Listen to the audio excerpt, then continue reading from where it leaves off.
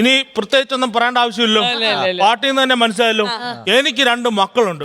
ഒരുത്തൻ കിഴങ്ങാണെങ്കിൽ മറ്റവൻ നനകിഴങ്ങ്. എന്റെ പറമ്പിൽ കൊണ്ട് ഈ ഫ്ലെക്സ് അടിച്ച് വെച്ചേക്കുക. ഇന്ന് ഞാൻ ഇത് വലിച്ചു കീറും. കണ്ട അച്ഛാ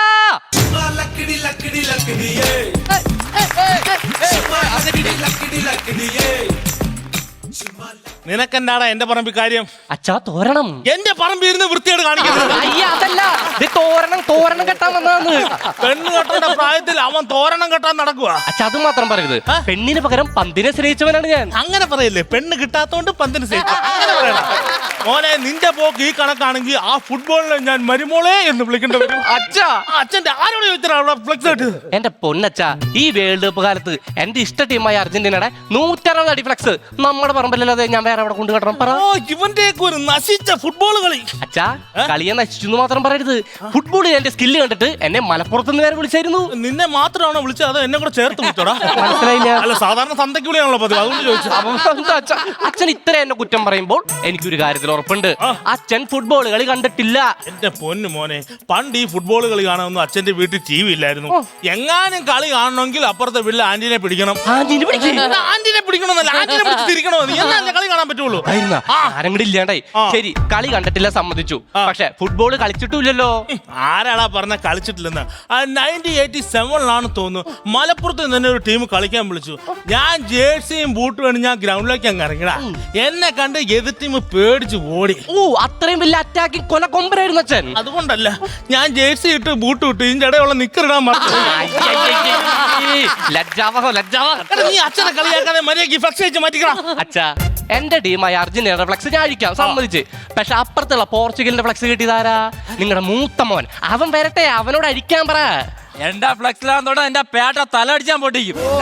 നിങ്ങളുടെ മൂത്ത പുത്രൻ. കാലമൊന്നു കാലാൽ തട്ടിവിട്ട കേളി പൊന്തി വന്നു ജാലം മേലെ വന്ന് വീഴുന്നു.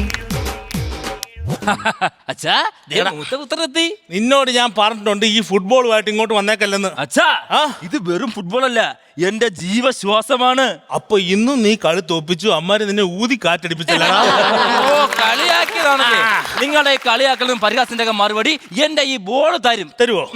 എന്നാ പിടിച്ചോ. താടാ മറുപടി താടാ. ഇമാര് പണിക്ക് പോവോ? ആ പലർക്കിടയിൽ പറ്റാര് കൊടുക്കും? മറുപടി താടാ. മറുപടി മറുപടി ഫുട്ബോൾ തരും പറഞ്ഞാലേ ഞാൻ കളിച്ച് ജയിച്ച് മറുപടി തരും എന്നാ പറഞ്ഞത്. എന്റെ പൊന്നു മോനെ, നീ കളിക്കാൻ ഇറങ്ങുന്നതിലേ ഒരേ ഒരു ദിവസമുള്ളൂ അച്ഛൻ അഭിമാനം. ആണോ അച്ഛാ? ഏതാ ദിവസം? നീ കളിക്കാൻ ഇറങ്ങാത്ത ദിവസം. ഇങ്ങനെ പറയല്ലേ. അച്ഛാ ചേട്ടന്റെ കാര്യം വിട്, എന്റെ കാര്യത്തേക്ക് വരാം. എന്റെ ഫുട്ബോൾ ഭാവിയെ പറ്റി അച്ഛൻ എന്താ പറയാനുള്ളത്? എനിക്ക് പറയില്ല, കാണിച്ചു തരാനുള്ളത്. നീ 12 അടിച്ചാണ്. നീ ഇപ്പൊ പിന്മാറി പോലെ ഫുട്ബോളിൽ നിന്ന് പിന്മാറിയാ നിന്റെ ഭാവി രക്ഷപ്പെടും. ഉള്ള കാര്യം അച്ഛൻ വന്നേ ഞാൻ പറയട്ടെ. ഉള്ള പറഞ്ഞാലേ യവനും കളിക്ക് അറിഞ്ഞൂടാ, യവന്റെ ടീമായ അർജന്റീനയ്ക്ക് കളിക്ക് അറിഞ്ഞൂടാ. അമ്പട പുളുസോ, നിന്റെ ടീമിലെ ക്രിസ്ത്യാനോ റൊണാൾഡോ അല്ലാണ്ട് വേറെ ആരാണ് കളിക്കുക? ആര് കളിക്കുന്നു? പോർച്ചുഗലിന്റെ മിഡ്ഫീൽഡ് ഭരിക്കുന്ന ബെർണാർഡോ സിൽവനക്ക് അറിയാമോടാ? എനിക്കറിയത്തില്ല.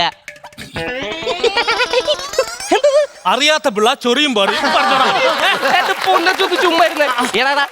പൊന്നുമോനെ, എന്റെ മെസ്സിക്ക് കളിക്കറിയാണ്ടാണോ പുള്ളിക്ക് ഗോൾഡൻ ബൂട്ട് കിട്ടിയത്? ഞാൻ ബൂട്ട് എന്റെ റൊണാൾഡോ കിട്ടിയിട്ടുണ്ടോ? എന്റെ റൊണാൾഡോയ്ക്ക് ഉണ്ട് ഗോൾഡൻ ബൂട്ട്. മക്കളെ, ഈ അച്ഛന്റെ വള്ളിച്ചെരുപ്പ് ഇന്നലെ ഒന്ന് പൊട്ടിയായിരുന്നു. മക്കളത് അറിഞ്ഞായിരുന്നോ? അതിനുള്ള വലിയ പ്രസക്തി എടാ എന്റെ പൊന്നിങ്ങനെ മുമ്പോട്ട് ഞാൻ പറഞ്ഞതാ. എന്റെ റൊണാൾഡോ കഴിഞ്ഞ വർഷം 1000 കോടി രൂപ വീട് വെച്ചടാ. എന്റെ മെസ്സിക്ക് ഉണ്ടാ 1500 കോടിയുടെ ബക്സ്. നാളെ നമ്മുടെ വീട് ജപ്തി ആവൂടാ. ഈ ആനക്കാരും പറഞ്ഞെടുത്തോളോ അച്ഛൻ്റെ ഒരു ചേനക്കാര്യം. എന്റെ അച്ഛ, നിങ്ങൾക്കൊരു കാര്യം അറിയോ? ഞാനും മെസ്സിയും കളിക്കാരത്തിൽ ഒരുപോലെയാണെന്ന് പറയാറ്. ഞാൻ 11 പേരെ വെട്ടിച്ച് ഗോളടിച്ചു. എന്നാ ഞാനും അടിക്കും. എന്റെ കണ്ണു വെട്ടിച്ച് അവൻ ചോറടിക്കും. എന്നെ കളിയാക്കിയല്ലേ, കണ്ടോണ്ട് എന്നെ കളിയാക്കിയല്ലേ. എന്നാ കേട്ടോ, ഞാനും എന്റെ സിയാസോനെ പോലെയാണ്. കഴിഞ്ഞ ടൂർണമെന്റിലായിരുന്നോ? ആ ടൂർണമെന്റിൽ ഞാൻ സിസർക്കട്ട് അടിച്ചായിരുന്നേ. ഇതുപോലെ സിസർക്കട്ട് ഈ നാട്ടിൽ വേറെ ആരടിക്കും? മഹാസമുദ്രത്തിലെ എന്റെ ഇസഹാക്കടിക്കും. കണ്ടോ കണ്ടോ കടല് കണ്ടിട്ടെത്ര നാളായി. എന്റെ പൊന്നച്ഛൻ ഇങ്ങോട്ട് വന്നേ. ഞാൻ കുറെ നാളെ അച്ഛനോട് ഒരു കാര്യം പറയണമെന്ന് വിചാരിച്ചിട്ട്. അച്ഛനെ എന്റെ പുതിയൊരു സ്കില്ല് കണ്ടിട്ടുണ്ടാ? എന്റെ അച്ഛൻ കണ്ടിട്ടില്ല. കണ്ടിട്ടില്ലേന്ന്. പണ്ട് പാളെ കിടത്തി കുളിപ്പിക്കുമ്പോ ഞാൻ കൊറേ കണ്ടിട്ടുണ്ട് നിന്റെ നട്ട്മാൻ. അയ്യേ, അതല്ല അച്ഛാ. ഈ പന്ത് കാലിലടക്കണം നാടിയിട്ട് പറ്റിക്കൂലേ, അതന്നെ ചോദിച്ചേ. ഞാൻ കണ്ടൊന്നുമില്ല. എന്റെ പൊന്നച്ച, ഇതൊക്കെയാണ് സ്കില്ല്. അച്ഛൻ എന്ത് സ്കില്ല് കാണണം. 100-100 വരുന്ന പന്തിനെ ഞാൻ ഫസ്റ്റ് ടച്ച് ചെയ്ത് കൺട്രോൾ ചെയ്യും. അച്ഛന് ടച്ച് എന്താന്ന് മനസ്സിലായ? ടച്ച് എനിക്ക് ഞാൻ എത്ര ടച്ച് കണ്ടോണെന്ന് അറിയാവോ? അച്ഛാ സോറി, ഞാനത് അയ്യടാ. This is bad touch. This is good touch. These are my private parts. Private parts. Don't touch. എന്റെ പൊന്നച്ച, നിങ്ങളൊന്ന് സീരിയസ് ആവ്. ഞാൻ ഒരു കാര്യത്തിൽ ചോദിക്കാം. അച്ഛൻ സത്യസന്ധമായി മറുപടി പറയണം. നമ്മൾ 2 പേരിൽ ആരാണ് ഏറ്റവും നല്ല കളിക്കാരൻ? പറയാ. എന്താ കാണിക്കണേ? ഇത്ര മുട്ടുമ്പോൾ ഞാൻ കൊഞ്ഞണം കുത്തി കാണിക്കാം. അയ്യോ, ഇതിനൊക്കെ ഞാൻ എന്ത് പറയണം? അച്ഛൻ ഈ പിള്ളകളി അവസാനിപ്പിക്കുക. എടാ, എന്റെ പിള്ളകളിയല്ല, നിന്റെയൊക്കെ ഫുട്ബോൾ കളി അവസാനിപ്പിക്കടാ. എന്റെ പൊന്നു മക്കളെ, ഈ അച്ഛന് സ്നേഹം കൊണ്ടൊരു കാര്യം പറഞ്ഞു തരാം. എടാ, നിങ്ങൾ ലൈഫിനെ ഇച്ചിരി കൂടെ സീരിയസ് ആയിട്ട് കാണണം. മക്കളെ, ചുവരുണ്ടെങ്കിലേ ചിത്രം വരയ്ക്കാൻ പറ്റുള്ളൂ. അല്ല, പേപ്പറിലും വരയ്ക്കാം. അയ്യേ, ഇവരുന്നേ ഇത് ഇപ്പൊ മൊബൈലും വരയ്ക്കാം.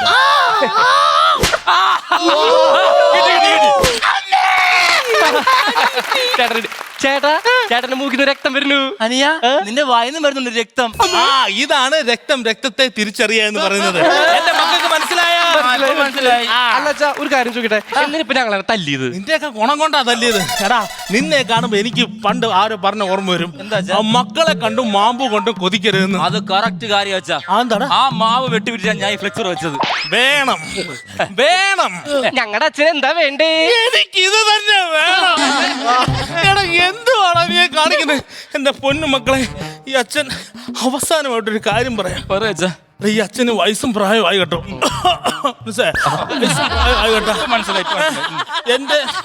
എന്റെ അച്ഛൻ മരിച്ചു കഴിഞ്ഞപ്പോ ആ സ്വത്തിന്റെ ബാധ്യതകളെല്ലാം അത് എന്റെ തലയിലോട്ട് വെച്ചോ. ഇനി ഞാൻ മരിച്ചു കഴിയുമ്പോ ആ സ്വത്തിന്റെ ബാധ്യതകളെല്ലാം ഞാൻ നിന്റെ തലയിൽ വെക്കും.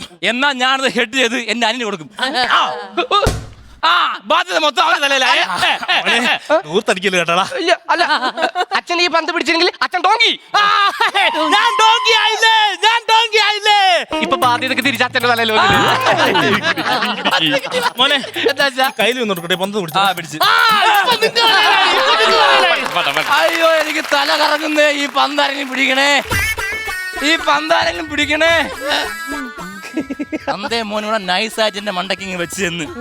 ആരമില്ല, എനിക്കും മടിയുണ്ട്. അകലണ്ണ അവര് കളിക്കാൻ പോണ്ടണ്ണ. ഇത് വെച്ചേരെ.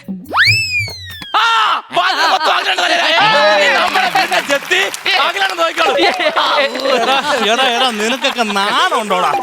മക്കളെ, ഈ അച്ഛന്റെ ഏറ്റവും വലിയ ആഗ്രഹമായിരുന്നടാ വലിയ ഫുട്ബോൾ കളിക്കാരനാണോന്ന്. പക്ഷെ അച്ഛന്റെ സാഹചര്യം കൊണ്ടൊന്നും സാധിച്ചില്ലടാ. അച്ഛൻ പിന്നെ എന്താ നമ്മളെ സപ്പോർട്ട് ചെയ്യാത്തത്? എടാ, കഴിവുള്ളവരെ വേണ്ട സപ്പോർട്ട് ചെയ്യാൻ. നിനക്ക് കഴിവില്ലല്ലോ, കഴിവുള്ളവരെ കയറി വരട്ടാ. നിങ്ങളെ കാണുമ്പോ എനിക്ക് ഓർമ്മ വരുന്നറിയോ, എനിക്ക് 2 പെമ്മക്കൾ മതിയായിരുന്നാ. പക്ഷെ അവര് ഞങ്ങളെ പോലെ ഫുട്ബോൾ കളിക്കില്ലല്ലോ. ആര് പറഞ്ഞ് കളിക്കത്തില്ലെന്ന്? ഡാടാ, നീ ആ ഇരിക്കുന്ന CV സീനേനെ, തമീന ഫാത്തിമേനെ നോക്കടാ. ഇന്ത്യൻ ഫുട്ബോളിന്റെ പെൺ പുലികളാണ്. അപ്പൊ ബാക്കി ഇരിക്കണോരോ? അവർ ഇന്ത്യൻ ഫുട്ബോളിന്റെ കിടിലങ്ങള്.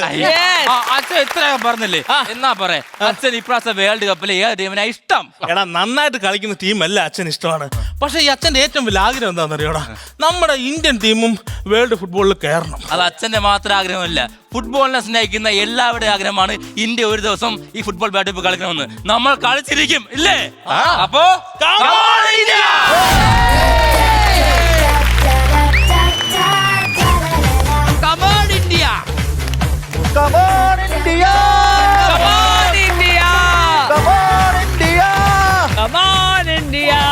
നമ്മളുടെ കുഞ്ഞുങ്ങൾക്ക് വേണ്ടി ആ ഒരു പോയം നമ്മളുടെ കുഞ്ഞുങ്ങൾക്ക് ഒന്ന് പഠിപ്പിച്ചു തരുമോ?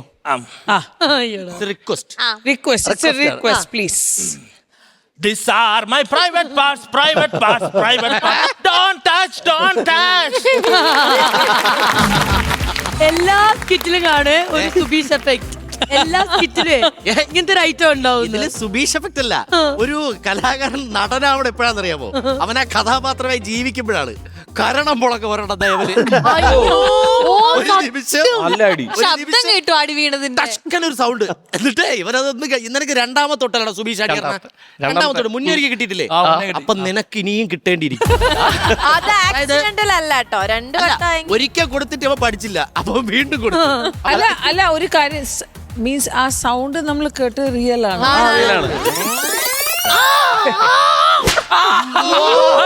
നമ്മള് കുറച്ച് ഇപ്പൊ KPSC ആൻറ്റീൻ്റെ കൂടെ വർക്ക് ചെയ്താൽ ഞാൻ കുറേ സിനിമകൾ ചെയ്തിട്ടുണ്ട് ആൻറ്റീൻ്റെ കൂടെ. എനിക്ക് എല്ലാ സിനിമയിലും ഒരു അടി കിട്ടിയിട്ടുണ്ട്. ആൻറ്റിക്ക് ആ കൺട്രോൾ ഇല്ല. രതി നിർവേദത്തിലെല്ലാം എനിക്കൊരു ഡയലോഗ് ഉണ്ടായിരുന്നു. ഞാൻ അവിടെ ഒറ്റ അടി ഞാൻ മറന്നുപോയി. രതി ചേച്ചിയാണ്, ശ്വേത ചേച്ചിയാണ്, ഏത് ചേച്ചി, നല്ല അടി കിട്ടും. പക്ഷെ ഇപ്പൊ നിങ്ങൾ 3 പേരും നന്നായി ഡെവലപ്പ് ചെയ്ത് നല്ലൊരു ആക്ടേഴ്സ് ആയിട്ടുണ്ട്. 3 പേരും ആദ്യേ തൊട്ടിട്ട് നിങ്ങളെ പറ്റി ഒന്നും പറയാനില്ല. പക്ഷെ ടുഡേ ഐ ഫീൽ 3 പേരും ഒരേ ലെവലിലെത്തി. സൂപ്പർ. പക്ഷേ നിങ്ങളുടെ കുടുംബത്തിന്റെ ഈ ബാധ്യത ഞാൻ എന്ത് ചെയ്യും? എനിക്ക് ഇപ്പൊ തന്നെ ഒരു വീടിന്റെ ബാധ്യതയുണ്ട്.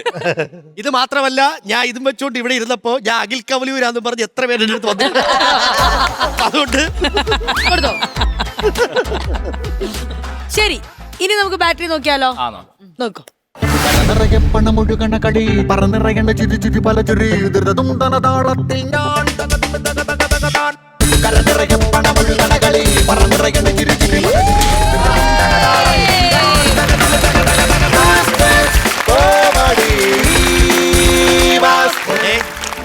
ഇവന്മാർക്ക് 50 കിട്ടുമെന്ന് അറിഞ്ഞിരുന്ന ആ ബാധ്യത ഞാൻ തന്നെ വെച്ചിരുന്നേ. സുബീഷിന്റെ അടിയിലാണ് ഐശ്വര്യം എന്ന് എനിക്ക് തോന്നണേ. അടി കിട്ടിയ എല്ലാ സ്കിറ്റ് 50 ആയിരുന്നു. അപ്പൊ എന്തായാലും ശ്വേത ചേച്ചി 50,000 rupees അയച്ചു കൊടുത്തു. ഒരെണ്ണം കിട്ടിയത് എന്താ ഒരടിക്ക് 50.